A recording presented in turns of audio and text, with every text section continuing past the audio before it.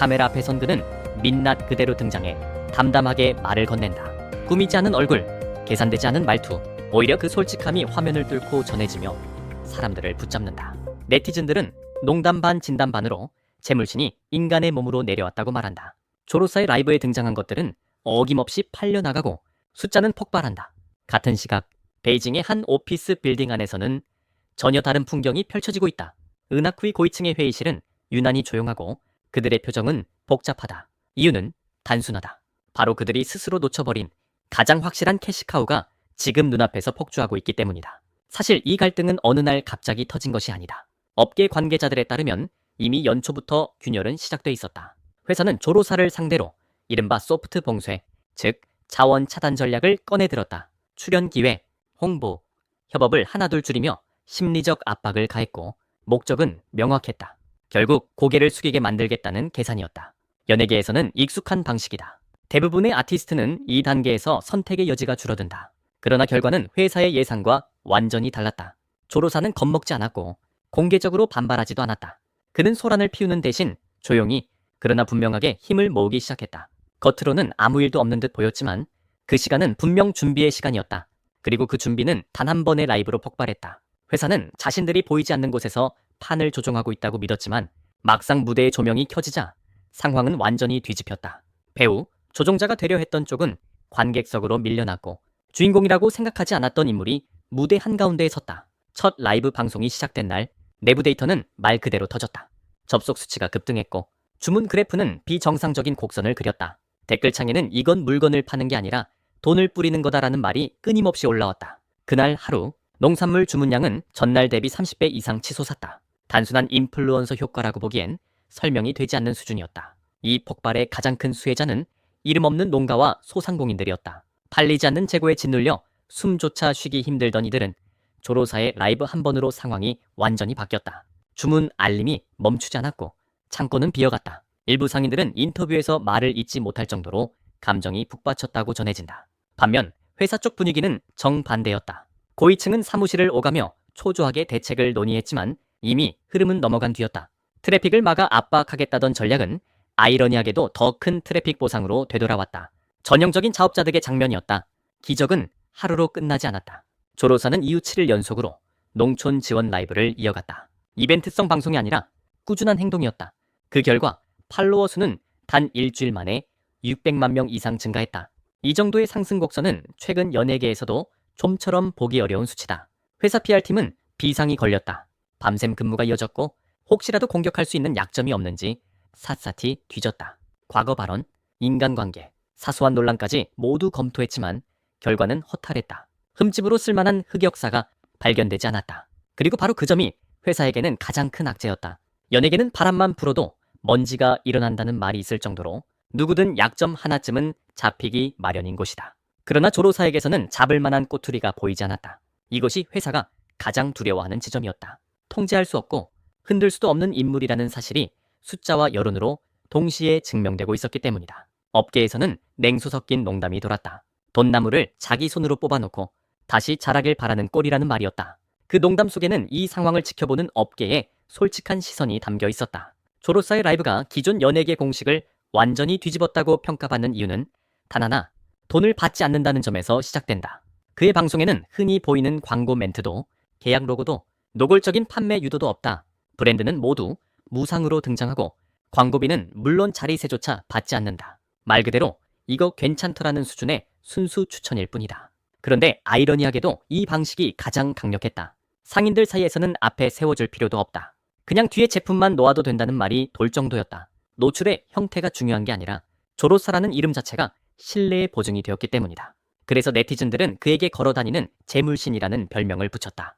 과장이 아니라 실제로 그의 말 한마디가 수많은 사람의 생계를 바꾸고 있었기 때문이다.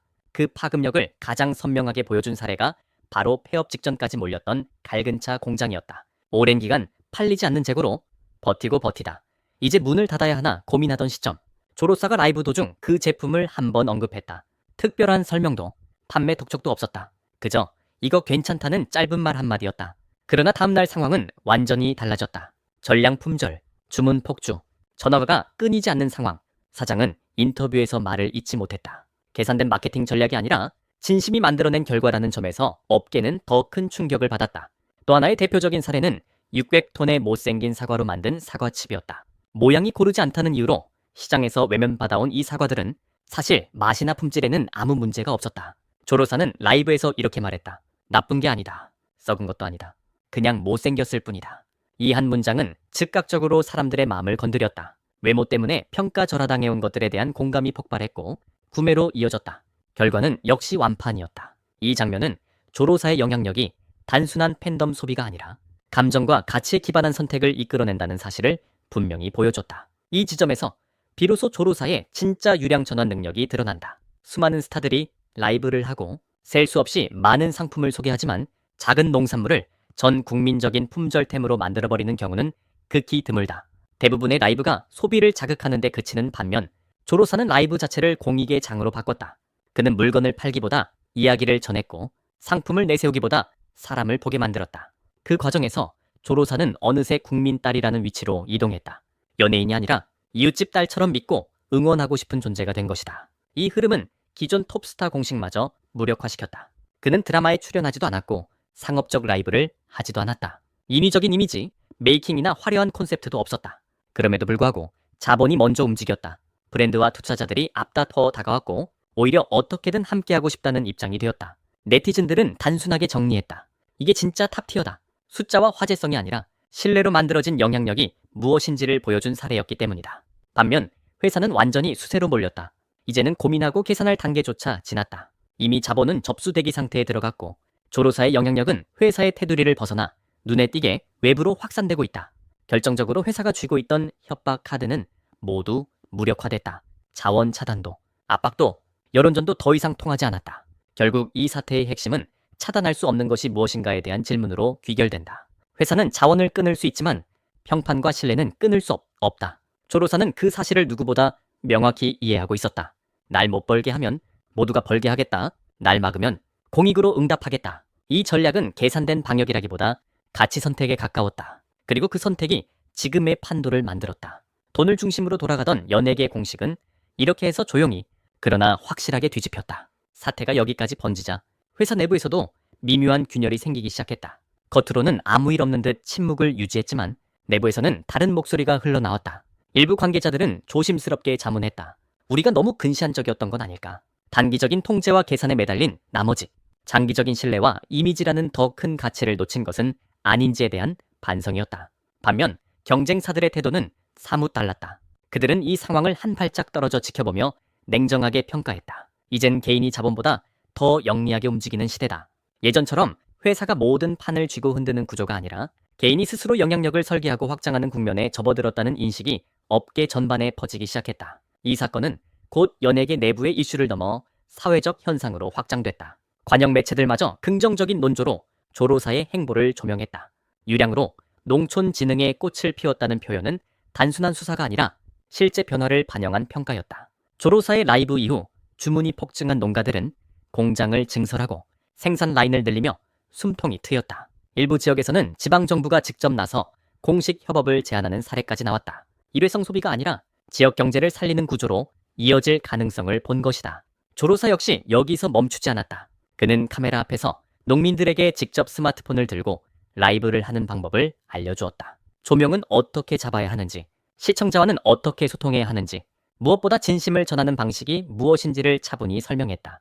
그가 덧붙인 말은 단순했지만 강렬했다. 물고기를 주는 것보다 잡는 법을 가르쳐야 한다.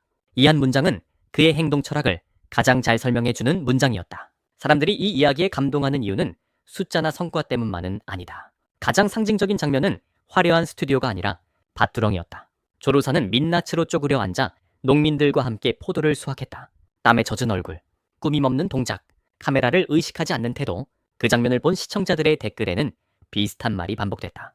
이게 진짜 스타다. 스타란 멀리서 동경하는 존재가 아니라 삶의 현장에 함께 내려와 공감할 수 있는 사람이라는 인식이 그 장면을 통해 공유된 것이다. 결국 이 사건의 본질은 단순한 아티스트와 회사 간의 분쟁이 아니다. 이것은 유량의 시대에 사람들이 무엇을 믿고 무엇에 반응하는지를 보여주는 하나의 사례다. 관객은 더 이상 쉽게 속지 않는다. 계산된 이미지와 전략은 빠르게 간파되고 오래 남지 않는다. 반대로 진정성은 시간이 지날수록 힘을 얻는다. 이 사건은 유량 시대에 가장 단순한 진리를 드러낸다. 진정성은 언제나 계산을 이긴다는 것이다. 이야기의 끝에서 남는 것은 흑백 논리가 아니다. 누구도 완벽하게 옳거나 완전히 틀리지 않다. 회사에는 회사의 논리가 있고 개인에게는 개인의 선택이 있다. 다만 압박 속에서 어떤 선택을 하느냐는 각자의 몫이다. 버티는 선택을 할 것인가, 타협할 것인가, 아니면 선의를 택할 것인가. 조로사의 선택은 연예계의 한 사례이면서 동시에 우리 모두의 인생 선택에 대한 은유다. 톱스타가 되는 길은 하나뿐이 아니라는 것. 그리고 유량은 차갑고 공격적인 방식이 아니라 가장 따뜻한 방식으로도 쓰일 수 있다는 것. 이 이야기가 많은 사람들에게 오래 남는 이유는 바로 그 가능성을 현실로 보여주었기 때문이다.